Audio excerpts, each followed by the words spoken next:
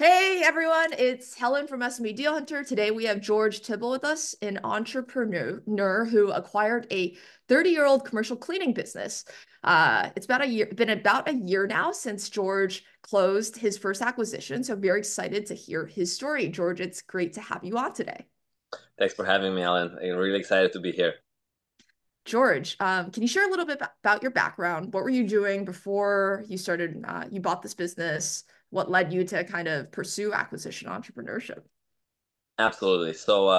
As you can hear, I'm currently located in Buffalo, New York, but not really originally from here. I was born in Romania in Bucharest. Came to Brussels, where I did my high school there in Brussels, and then right after college, I received the Division I scholarship, and I played tennis for University of Buffalo. That's kind of what brought me to the States. Pursue the finance track, thinking that I'm gonna build a career in corporate America. That was kind of the thought, and did finance in undergrad while I played tennis. I did my first venture entrepreneurship. I owned a college pro painting franchise in Buffalo.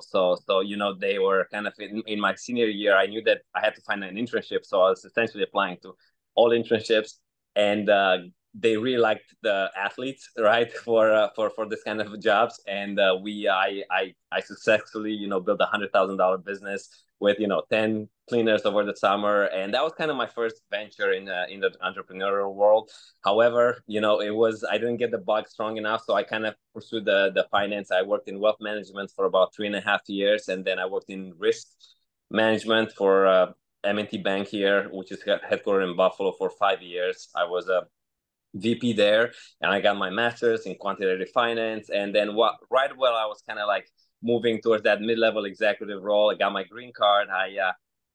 That was not it for me. So I knew that there was something more. I always had the entrepreneurial bug, like I said, and we decided to venture on looking for a business last year. So it was myself, Keith, and Taylor, my two business partners. We got together.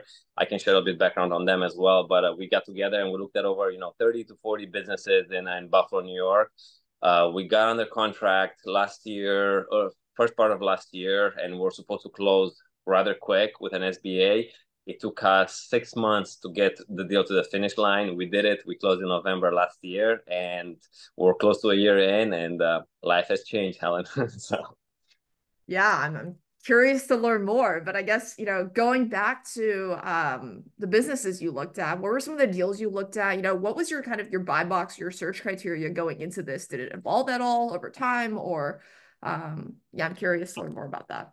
yeah, so Keith was the director of acquisition at Life Storage. So Life Storage is a self storage REIT that got acquired last year by Extra Space. It was headquartered in Buffalo. So kind of he was also at that time where he had to make a decision. If he would continue his corporate path into like the REIT space or not. So and then Taylor had a lot of extensive and executive in the sports and entertainment, Sabres, and family office. So the three of us have kind of complementary skill set on different levels. And I would say our big goal was we've been looking for many years and having a foot in, a foot out in the corporate world, and we wanted to close. Like one thing, and I was listening to a lot of searchers kind of looking at businesses for several years, and just raising funds and just kind of going through that path. And I'm like, nah, we need to have the ability to close. So one thing we decided early on is we are not going to take any outside capital, and we're going to do this deal on our own. So with that, it limited us to a certain deal size, right? So smaller deal size was one of the criteria, and then also the ability to bring value and service industry, right? We looked at several. We looked at trucking logistics companies. We looked at e-learning. We didn't want restaurants, restaurants or bars. That was something we mentioned to all kind of business brokers. But besides this, we are pretty open, related to the size and just the capacity to close on our own for an SBA. So, yeah. No, that makes sense. What were you doing the many years you were looking prior to, I guess, getting serious? Like what made you finally decide to pull the trigger there?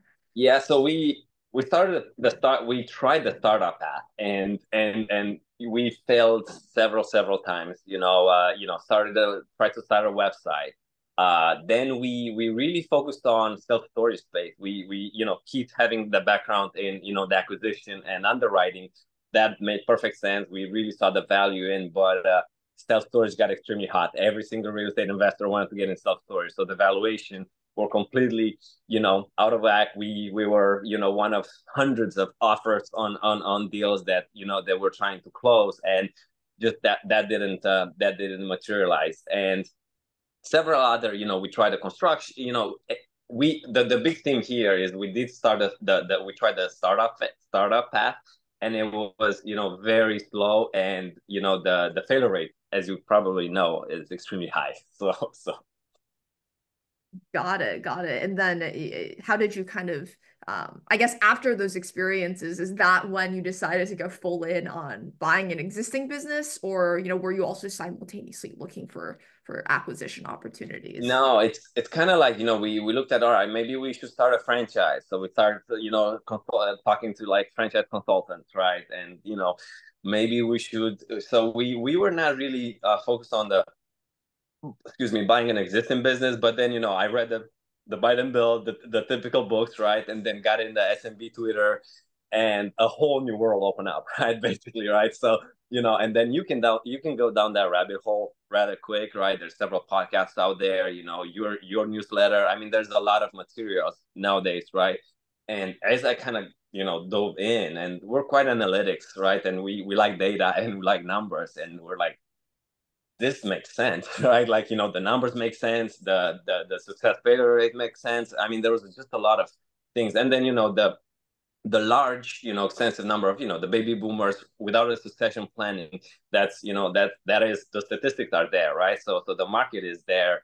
And then we actually started, contacting brokers, talking to business owners. And, I think that differentiated us on versus other searchers was that we really have the interest and the admiration of, like, the baby boomers that are actually build their legacy, got their whole family through the business. Their employees are part of their families. They just want to continue that legacy. And for us, I'm an immigrant, right? Like, for me, this is the American dream, right? So I going through this meetings with the sellers, I genuinely had interest and passion for what they've done, and to continue their legacy. And for that, I think we're kind of successful in sellers being very attracted to us as a transition partner. So No, yeah. that makes a lot of sense. I'm sure that really resonates. I think, it's one way to definitely differentiate yourself is just by building that connection, and that makes a lot of sense. Yeah. You mentioned you looked at, like trucking logistics, e-learning. How many deals did you look at before finding the one that you guys finally closed on? How long did it take? What did that timeline look like? Yeah, I would say probably close to 30 deals. I wouldn't say we looked at 30, in depth, right, deals, but we probably, wrote, close to 8 to 10 LOIs, right? That got to that phase. And then it just, made sense for this specific deal.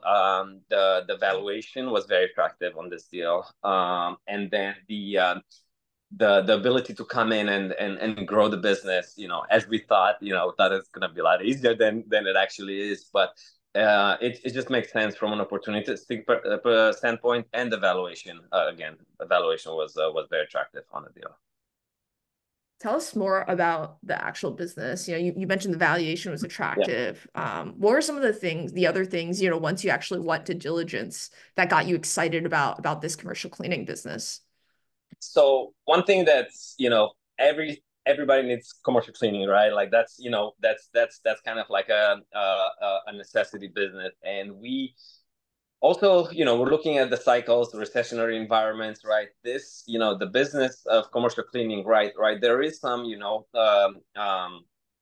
I would say there is some, path towards, like recessionary, but in recession environments, the business is still, performing well based on, what the client base is. And the business was really focused on the two niches, which we really liked, was industrial manufacturing and medical. So really, like, I would say, like 70 to 80% of our customer base was already in those, two verticals, which for us, one, they're more profitable verticals, but they're also somehow recessionary proof, right? Medical clinics still needs to be clean, right? Industrial manufacturing, there still needs to be that service on a daily basis, right? So that was really attractive to us. And then, for us, the ability to grow, right? We do have a good, network of people in the Buffalo, Western New York market. So just, from that perspective, from a business development perspective, it just makes sense for us because uh, we, we can grow the business through our relationships as well. That makes a lot of sense. Are these with commercial cleaning, with the industrial manufacturing, medical clients? Did they come with a lot of contracts? Like, were these sort of long-standing relationships? What did that look like? Yeah, so you kind of have in the beauty of the commercial cleaning space is that I would say for us, majority of our business is in the recurring space, right? So recurring revenue, obviously, this is a very trendy word in a search space, right? In the PE, so recurring that means right, like it's once you build a relationship with a customer, right? You have the 1 year contracts. They're really like month to month, right? They can cancel, right? Like Yeah. on a monthly basis, but it's pretty sticky, right? So what we noticed is that the funny part with this business is that the two founders and the people who it was a couple that started the business 30 years ago, and they built it an extremely successful business, and they actually sold it in 2021 to a gentleman that we bought it from. So this person was a shop operator thinking that he's going to have a passive business ownership, right? And just he's going to continue his lifestyle 8 to 5 kind of thing, and then the operations manager and the office manager is going to continue to run the business. Well, that's not the case, right? Our industry turnover in the janitorial space is 300%. So it's extremely high turnover, right? The workforce, right? We're playing at that minimum wage plus a couple of dollars, right? And then part time versus full, majority of people still part time. It's work at night, so it's a very hard labor market, right? But everyone is dealing with the same kind of labor, same type of issues. So not easy, right? From a staffing perspective, from a supervisory perspective, and life work balance is non-existent, right? Because I'm working during the day as an owner, and at night you still that's when the actual job gets done, right? We have 60 plus customers that get serviced on a nightly basis between 5 to midnight. So that is when the actual so it never stops, right? And this person essentially pretty much run the business. He had like 2, 3 panic attacks. He was way over his head. So he realized very early on that, he needs to sell as soon as possible. So what I learned is this comes with a lot of friction, right? When you sold the business twice, that culture just completely, gets destroyed, right? The employee base, right? They're like, we're the third owners that they see in 3 years, right? Not an easy sell, right? So we had to work so hard, Helen, to rebuild the culture, rebuild the employee morale. I mean, we're going at night, side by side, cleaning with them, just because they were just. I mean, it was completely at the lowest of the low. So that's why I call it almost like a turnaround, because we were kind of losing. It's hard to lose customers in the recurring phase, but we're losing a lot of customer every month because of the lack of quality, lack of supervision, and just lack of leadership in the business. No, that's interesting. And I guess given the complexities around I guess selling, I guess the second sale in what, 3 years, how did you guys structure this deal with the seller that you bought it from? So it's SBA. Obviously, the deal had a real estate component as well, so which was very favorable. And we did, because there was a very long closing process. We were supposed to close in 2 months, and we ended up closing in 6, because there were some issues with the tax transcripts from the seller perspective. So we kept having to postpone the closing date, and there was a seller note baked in the deal, kind of on the last. To be able to get the deal to the closing table, so we do have a seller note, considerable amount of on a seller note baked in the deal as well. Yeah. Got it. And how did you guys structure the transition with the seller? Well, we we came early on, to kind of, because we had an anticipated closing date early. So we're like, all right, we're coming in, we're just kind of like watch, the operations, and kind of, the golden rule is, don't change anything for the first 6 months. Sit back, watch, learn, right? we didn't have the luxury to do that. After a week or so, I mean, it was very obvious that there were fire drills every day. Customers not getting service. I mean, there was just constantly fire drills that we had to, make sure they get addressed. So I would say, early on, we kind of, even before going to the closing table, we took kind of like the leadership in, and the seller was pretty much out, took another job, and then the closing table was just a matter of time till we get to the closing table, and we had to let go of some key people, the operations manager early on, and it just did a lot of changes. Out of the 45 people, because of the lack of supervision, and the quality was extremely bad, they had no training program. So they pretty much hired anybody, put it in the buildings, and just like, so that's a recipe for disaster. So I think we checked last time, we had to let go of like 23 employees, and just kind of, right now we're back to like close to 50. So retrained, rehired, and rebuilt the entire organization. Yeah. Wow. Let's go back to the real estate point. I think a lot of folks listening in maybe aren't aware of some of the advantages of buying a business with real estate. Can you talk a little bit more about that? I mean, the simple answer is, like, banks love real estate, right? So it's from a being able to get approved and closed. Banks love the real estate component. And it also, I think, another thing that it's important to mention is that it does increase the amortization time, right? So usually on an operating business you have like a 10-year, I believe, is kind of the standard. But on the real estate, it goes out up to like 25 years, right? So when you blend those two, it's and which improves the cash flow, right? From a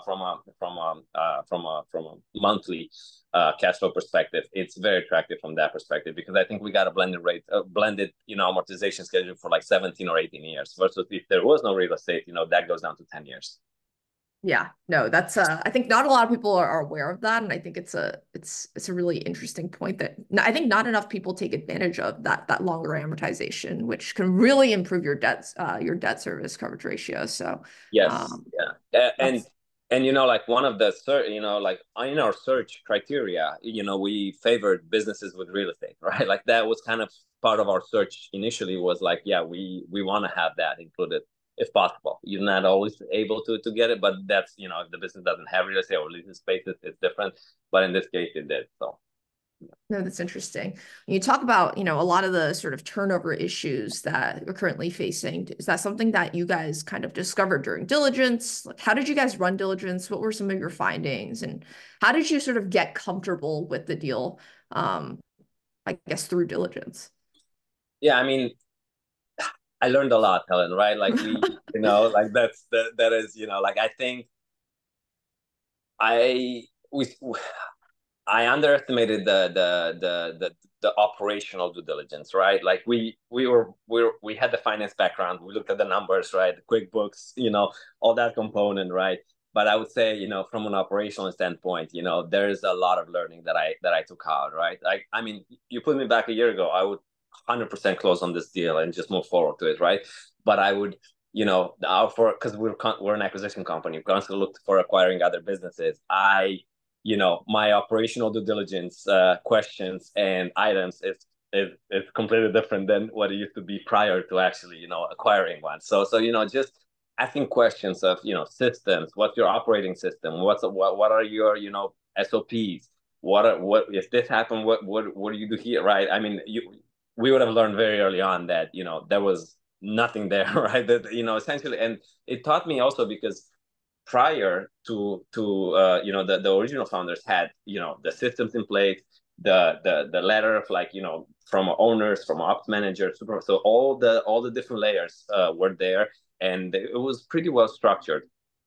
One person or one ownership can kind of change and destroy that so fast. You build for 10 years, 20 years to build those systems, which is extremely hard, right? It's very hard to implement those SOPs, and then they can just get destroyed so fast. So that's kind of like some of the learning as we're trying to rebuild. We see the difficulty. It takes a lot of time. You know. I guess during diligence, though, did you guys notice any sort of red flags, Yeah, or maybe yellow flags, if you will? we did. Um, We did. Yeah, we did notice those red flags, but the beauty is they're all fixable, right? Like and then what you do, you prioritize, right? You can't tackle all at once, right? So we're always working, right? And it's three of us, so we're always kind of like, all right, what do we tackle now? First and outmost was quality. We had to get quality back in place, right? You don't have the quality, we strive ourselves in being the best quality commercial cleaning service in Buffalo, New York, and for that we couldn't even attack on growth first, right? Because we had some introductions. We were like, no, we're nowhere near a position to grow or to sell. So the first, I would say, 4 to 6 months have all been focused on getting the right people, getting quality in place, and just for our existing customer base. And that translated into we lost customers, and then they came back to us because reputational. Oh, you guys come in and quality is just improved tremendously, right? So we were able to regain, without actually outreach, a number of customers that we previously lost just by word of mouth and that quality. So yeah, it's all these issues, all everything that kind of we noticed, and there was a lot of red flags. There were so many red flags, but they were all like an opportunity for us, one, to just build it, right, and prove ourselves, right? We're three corporate guys, right? Like we never run a business, right? You see that all the time, right? So that was the ultimate test, to basically, all right, if we actually if we say we're gonna do what we're gonna do, this is the challenge, this is the test, and we're competitive, so we went after it. I love that. No, Yeah. that's great. Let's go back to the SBA process a little bit. I think it's something that a lot of searchers, or especially self-funded searchers, are going down. Obviously, it's one of the only options. But tell us about, how that went. You mentioned that it got really dragged out. Was there anything you could have done to speed it up looking back? And what was your overall experience like? Is this something that you would do again? It's a good question, Helen. So we had a failed experiment with an SBA previously on trying to close on a self-storage facility, which failed because of environmental many couple of years ago. So that was kind of my initial thought, and so I had a little bit of a bad taste in my mouth. But again, it's like you said, it's one of the only ways to get it done, right? Highly leveraged, right? Deal, and without outside capital, that is probably the only way for a lot of searchers to get the deal close to the finish line. And we we leverage someone from SMB Twitter, and he's very knowledgeable in we're leveraging essentially an SBA broker, right? That's kind of like matching the person with the lender, right? So that's we didn't want to. We also looked at the local credit union, small bank. So we brought the deal. All right, we're like, okay, let's go for the largest SBA lender out there, and let's also look at the small credit union. You're meeting with the VP of so you have like a very direct kind of like a communication channel and decision maker. So we looked at both, and the deal looked from a valuation perspective very good. So both lenders were very, very aggressively pursuing it, because the debt service coverage ratio was extremely attractive. Again, real estate, there was a lot of great things in the deal. So didn't have an issue on that perspective. However, we went with the larger SBA lender, one of the largest SBA lenders in the country.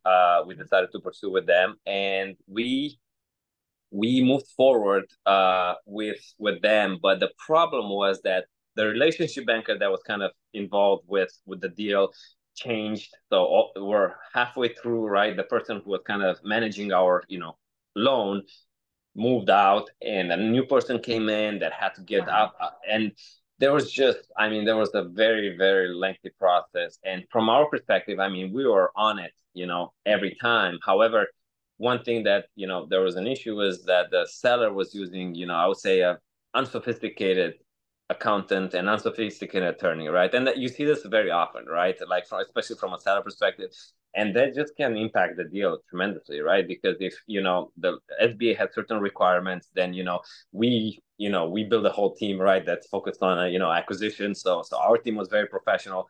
So it was just some issues stem from that perspective, which were you can't really choose, right? You can't really tell the seller, hey, use my accountant, right, for the deal to go smooth, right? So that's not gonna happen. Yeah. So you see that a lot. Yeah. Yeah. No, that's interesting, and that's really unfortunate that the relationship manager at the bank moved. I feel like that's just bad luck. Yeah. But also speaks to how important that person is in this process. It's key. They know your case, and I remember being so excited. Coming from finance, he was actually a CFA, right? So I'm like, oh, this guy is gonna know, everything, and very excited, and it went smooth. It just, you know, it's a very lengthy process, and just I would say, my advice, and looking forward, I think we are still might pursue it, but we'll also look at other options, right? Like raising capitals. We have a couple of family office backing right now, willing to come, for our next acquisition. So I think, yeah, we'll explore several other options versus just going the SBA route.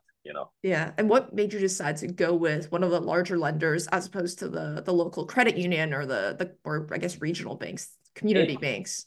it just was the ability to close, right? Like I thought that they're gonna, have more, whatever. They're gonna give a deadline. They're streamlined. They have, several folks working on our business and for closing. So just like that ability. Looking back, I don't know.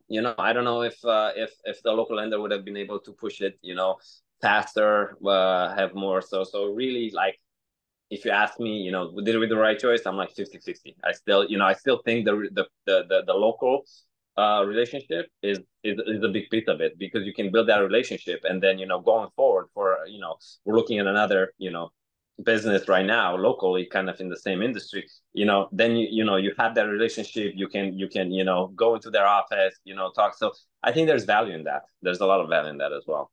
No, absolutely. And no, I'm curious with I guess with the SBA process. So how long did it take overall, and how did you keep the seller, I guess, engaged throughout the process? I'm sure that was also challenging, probably. Yeah, built so much rapport. I mean, were you know we were the seller had pretty much no choice at the end of the day, right? To essentially, right? We initially, though, we worked a lot on building rapport. Commercial cleaning, recurring revenue. It's a hot business, right? A lot of searchers.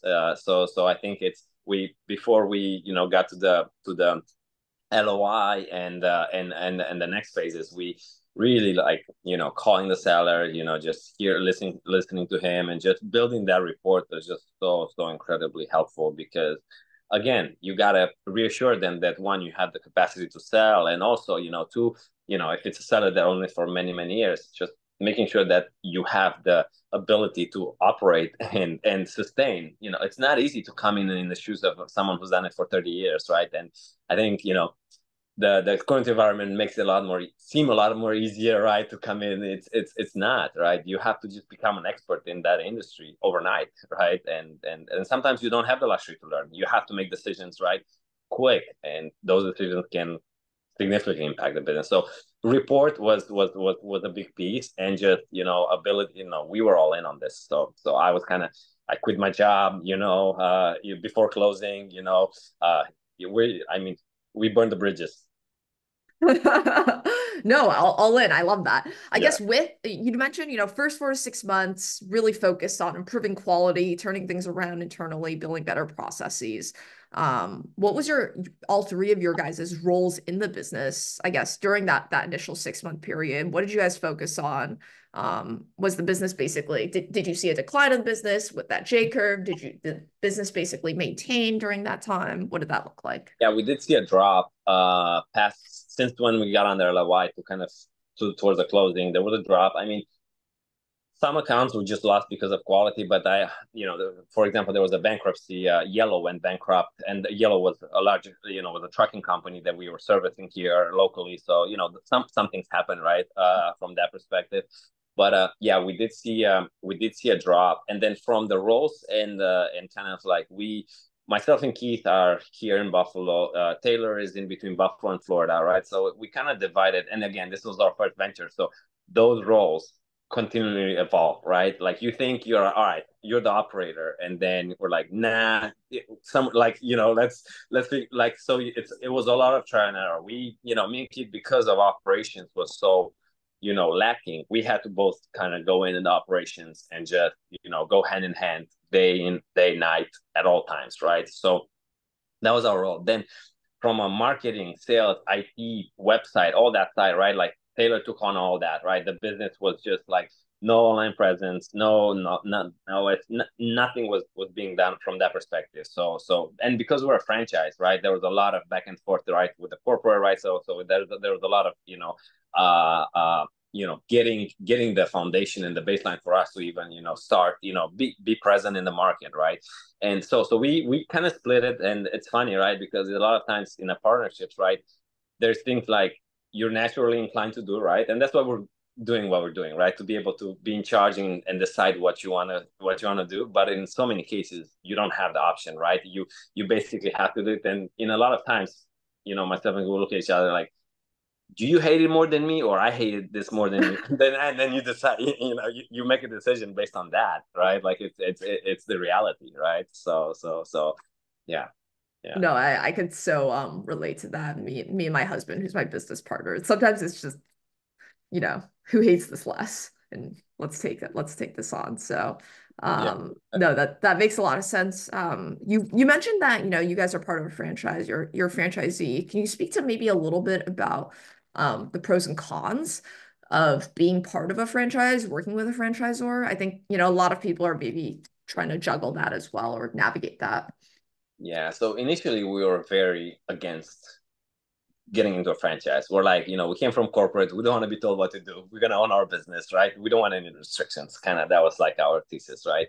And franchises, tend to, give you some guidelines and which you have to adhere to. So for in this particular case, I think from a franchise, there's a royalty involved, right? That you're gonna have to pay no matter what, right? There, it comes from the top line, right? So it doesn't really matter, right? From how efficient you are, right? That kind of top line royalty will get taken on a early on. So and I remember the seller saying, hey, this the franchise gives you no support. They're we're just waiting the very against. And our approach was, we gotta let them know who we are. We gotta make, you gotta ask for it, right? So we went to the national convention in February. You know, the franchise was bought by a private equity, so there's a big push from just like to grow the revenue, right, of of franchisees. So we met with the president, we met with the whole leadership team. We told them what our goals are. We're looking, all right, what's we the beauty of the franchise. I mean, you have 400 other owners in other markets, trying to make their businesses better, right? You have owners 10 times our size. You have owners 20 times our size. So the franchise gives you that platform to be able to reach out. And we've got so much value out of it, Helen, but that was all because of the outreach. That was all because we can articulate, right, what our needs are, what our vision is with the business.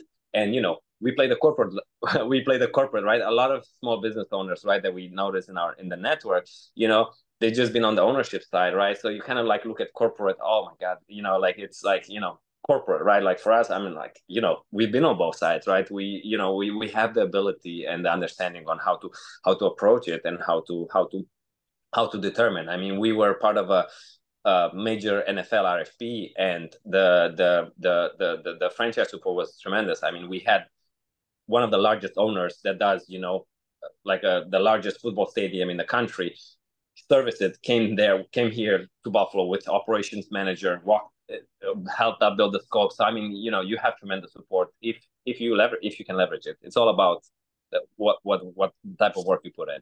So No, that's very interesting.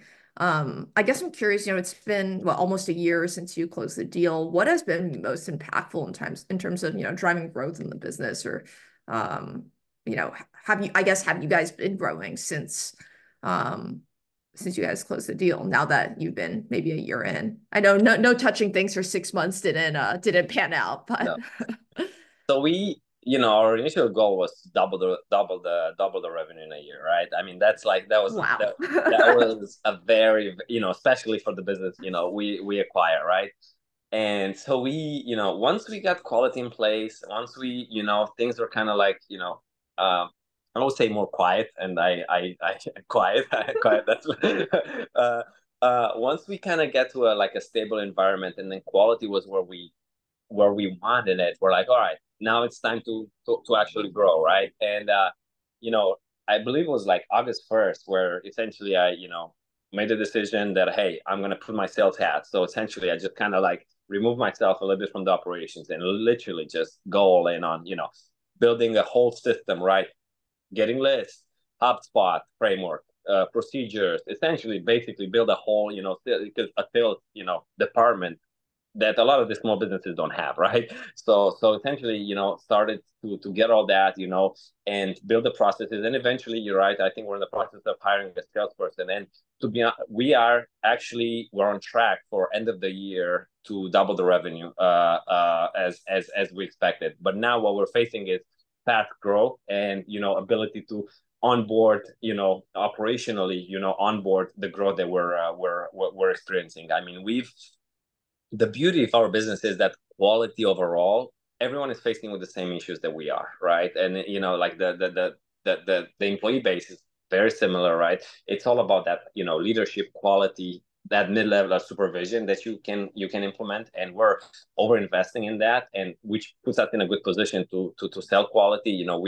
We place ourselves in the market as a quality player. When I do the bids and sales, I'm like, we're not going to be your cheapest provider, right? We're not going to, because we invest in our team, but that quality play is, there's a niche for it in the market, and that's kind of our value proposition. And you know we have to sell a certain amount of contract every month, and I've had that in August and September. So we're basically on track to really hit our goals from a growth perspective, and actual double, yeah, as we plan to. That's So that's incredible. Congratulations. I thanks. mean, on track to doubling your revenue in the first year is truly incredible Yeah. and very rare. So that's very impressive. Congratulations. And that's all from, is it all from, cold outreaching to businesses basically? What has that been from? Or how do you guys really find these jobs to bid for? Mix of both. Very, very little inbound, right?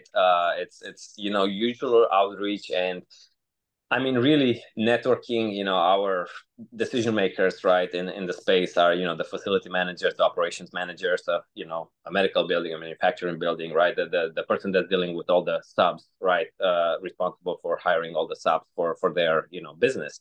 So, or business owners, right? So it kind of like goes from depending on the organization level, right? So we really had a baseline of internal network that once we stand behind the quality, we start out reaching out. So just Buffalo, like a lot of rural America, or just like smaller small towns. Buffalo by any means is not small. It's the second largest city in New York, right? But there's a lot of relationship. We're in the relationship business, right? So we're selling partnership, right? It's our cost of goods sold, our commodity people, right? So whenever we go in this ventures, we tell them, hey, we want to build a partner, we want to be your partner, right? And it's been working really well. And from a pricing perspective, like I said, we do set ourselves a little bit higher from the mean and median, and usually they get a couple of bids. And I just I'm very upfront. And we had to turn down customers. If everyone is your customer, then you have no customer, right? So it's like we really kind of focused on building our ideal customer profile, and then we're going after it, and it's been paying off. And we're to the point where I'm like, all right, I need to stop the outreach, because we have 3 startups next week that I'm just losing sleep over to make sure that you onboard them right. So yeah. No, that's super exciting though. I guess with the differentiation, you speak about how it's a better quality. I mean, I guess first, are these businesses looking for your services? Are they mostly facing the problem of not seeing good quality, and that's why they're looking to switch? Because I'm assuming all of them have currently a commercial Yeah. cleaning sort of company they're working with. So they're looking to switch because they're unhappy with their services, I'm guessing. The barrier of entries in our business are very low. You need a vacuum and a mop bucket, right? Like that's the reality, right? So anybody can pick up those tools and just go start knocking on doors. So the big theme that I see, and again, not even a year in, is that reliability, consistency, right, in the service. It's if you're having the customer calling 5 times about the same issue on a weekly basis, right, and that doesn't get solved, that, you see two things. Either they're gonna start calling other companies and just start, or they give up. I mean, I've seen giving up. Like I've seen just customers just completely give up. As long as my garbage gets picked up and I get somehow vacuumed, I'm good. So I see that a lot, right? It's just like that lack of consistency and reliability are the main things, and that's just, I mean, it's it's hard work, right? Like it's not easy work, right? And it's a business that you're never gonna get called on and say, "Wow, you've picked up my garbage so well and you vacuum so good." This just doesn't happen in our business, right? You only gonna get complaints, right? And as you grow, right, and it's hard, right, for us, right? Because we it was an ego destroyer, right? Because you go in, and get on your knees, have to, mop, clean the toilet in front of the customer to make sure they're happy. I mean, it's a hard business, but that's where the opportunity is. Everyone is facing the same issues, right? So if you can just build the systems, processes around it, and just make sure that quality kind of upholds, and you do it through training, through like reinforcement. We're starting to incentivize our good employees, right? I mean,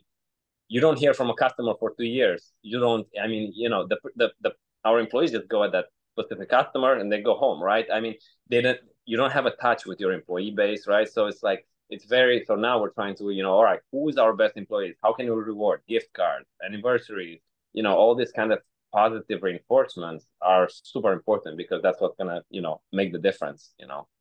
So, No, that's super interesting. And I guess just going back to that, when you're actually selling them, I guess I'm sure it's easy to say that you're going to be reliable and consistent, but how do you actually get them to believe you? Is it that, they're strong word of mouth from other like great other people in the area? Like, how do you actually convince them without actually having done the work yet? yeah, and we just recently we're onboarding a food manufacturing plant next week, and I mean this was a customer we lost about 2 years ago, and we convinced the plant manager that, and he's willing to give us a chance because of new ownership. And one was just make sure that you kind of, when you say why and how, you show the customer. When you show, hey, this is our training process. So I have, we build a whole training program for our technicians. This is what it is. Then, customers, testimonials, right? Like we're trying to get our Google reviews in place, right? We have, right, like right now we're at 4.8 on that. And I really give our potential leads, our customer base, and say, hey, call everyone here. This is if we're doing a medical facility, this is our current medical facilities list. They can testify for us on the quality. And I'm not promising that it's gonna be perfect. The way that what I'm promising them is that when there's issues, we're gonna be there, right? We're gonna fix them, and you're not gonna have the same issue on a recurring basis, right? Those are things that, and we have the system to show them how that's going to be fixed, right? We built, because we had to do it, fix the quality, we had to build all those systems. So it's very easy for me to kind of sell it right now, because we've had to build it, we've had to create it, and we've seen it works with our existing customer base. So whenever we do the sales, they're like, oh yeah. And then, the looks, right? We're using a modern proposal system. We're using there's e-signature, all that kind of around it, right? Has to play in it. So you just kind of modernize everything. We're trying to modernize the uniforms for our people, right? Because you can't sell quality and just have our technicians wearing no uniforms, right? Or they don't go hand in hand. So like it's a whole thing. And then when you did it, you can sell it, right? And you have to show how you do it. So No, that makes a lot of sense. And, I know you're looking at other acquisitions now. Do you plan on sort of stepping away from the day-to-day of this business at some point? Are you guys planning on hiring like a GM, or I don't know what, or how do you plan on sort of now going and managing multiple businesses for future acquisitions? yeah. So we have actually several other ventures, right? We're consulting with 3 self-storage groups. That's more on the kids side, right? So from underwriting, acquisition, etc. So we consult from that perspective, and then we have we're gonna get on their LOI on a self-storage project. So we kind of have some other ventures we know on the real estate side, which real estate operational, especially on the commercial side, is not as now we appreciate that operations and the operating involvement, right? Once you run this type of business. And we hired our operations manager, I would say 2 weeks, 3 weeks ago. So we hired an operations manager right now, and we're really trying to, basically up, hire ahead, right, for our growth, right, and overspend from that perspective, I would say, to be able to kind of, I don't think it's realistic to say we'll step out, step away at any point. It's just a matter of, all right, empowering the right people, giving them the tools, but for that you need the systems, right, and you need the processes, right. So a mix of those. It's an ongoing battle as we go, right? And the best way to learn it is from mistakes. Once from issues that arrive, right? Because I'm a big believer in systems, processes. Whenever there's certain things happening, our employees should be clear in their mind. Okay, this is what's happening. I got to do this, this, this. Those are the almost like a diagram, right? Like that's kind of my vision. But in theory, it sounds a lot better. I guess in terms of your next business acquisition, any sort of anything you're going to do differently this time? Or are you going to look in the same space? Are you guys looking for a completely different type of business? What's your sort of thinking around that? Yeah, we're looking for, from a growth perspective, right? Growth through acquisition or organic growth, right? Like there's kind of like the two. And we've done the organic growth. I can see what where that is, right? When you grow through acquisition in our space, you're really just buying the contracts, right? Like, and it's a month-to-month contract, right? So it's really like I'm trying to we're actually looking at an opportunity right now, and it's the fastest way to growth, right? It's and then you also can get the employee base, right, if that service and quality is there, right? So you don't really need to onboard and start, right? You kind of like get that phase. So I think we'll really explore aggressively that path, growth through acquisition, in our vertical. But again, we're very open, and we're looking for a little bit of a larger business for our next acquisition. So that, and there we're pretty much open, right? There's three of us. We have so much learning right now, and we're looking, there's a lot of new metrics, a lot of, I mean, it's just, I would not change it for the world, Helen, because the learning we've got out of it. And I can, everyone is talking about just hire an operator, and I'm like, the operator piece, it sounds so much easier on Twitter than it is in actual real life to find that key person. It's just, I mean, it's so partnering with operators, looking at or that perspective, we have the questions and we have the vision of what our next target acquisition is. So larger size, different verticals possibly, or this vertical, but there's yeah, we're moving forward on that. Yeah. Very excited. I can't wait to see where you guys end up, a year from now, what other businesses you've acquired. So I know we're at time, so really appreciate your time. Any sort of final words of wisdom, especially for first time buyers out there who are maybe a year or two behind where you are now? You know, I'll say, execution is everything, right? It's kind of easy to get bogged down to the perfect business that you're looking to buy, right, or perfect. And I don't think you'll ever find that. I think it's just a matter of executing, and like I think I told you, the pre-call is like I've seen people for 2 years, 3 years on the search, and we're a year in, and I mean we're growing as well, right? But even if there's no growth and just holding the business, just the learning itself from the operating and owning a business. I mean, it's just and the worst case, right? I mean, look at the seller that we bought it from, right? You sell it in 2 years, right? I mean, there's always going to be a buyer, right? And Yeah.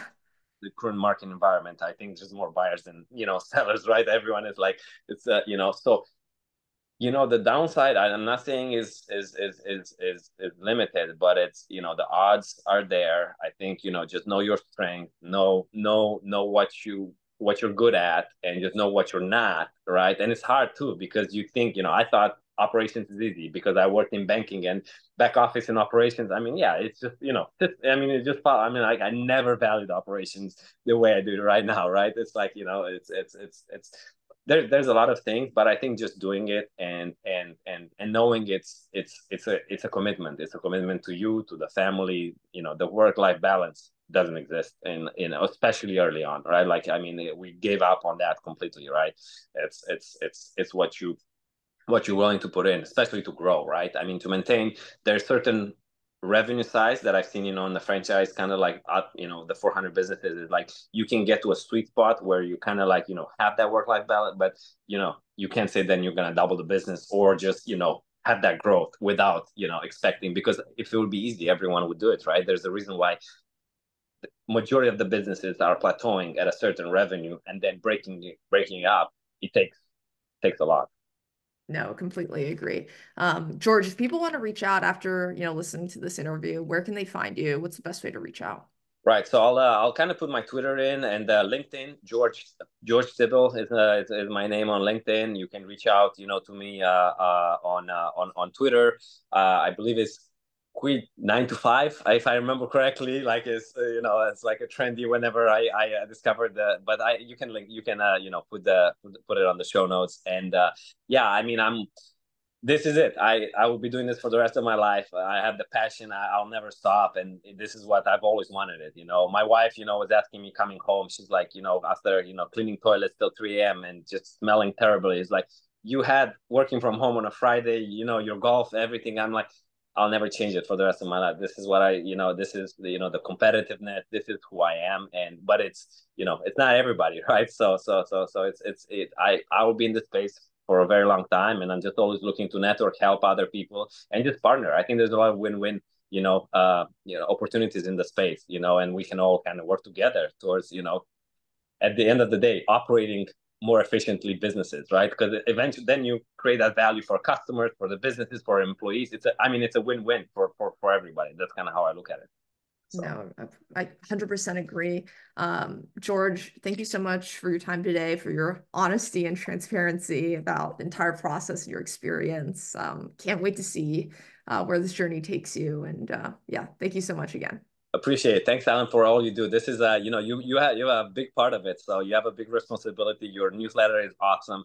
I mean, it's we're reading it. We've been reading it pre-closing. We're learning it. I have bookmark it whenever I have my reading time, which that time gets kind of like slim and slim. But whenever that happens, I have a lot of respect for what you do, and for you to just be able to put it simplify it. It's not easy. All the concepts you bring in there, they could be like 10 pages essays, right? Like on a lot of these things, right? That you bring in the topic. So however you simplify it and you explain it and you communicate it, kudos to you. A lot of respect for what you do. So thank you. Thank you so much. Thank you again.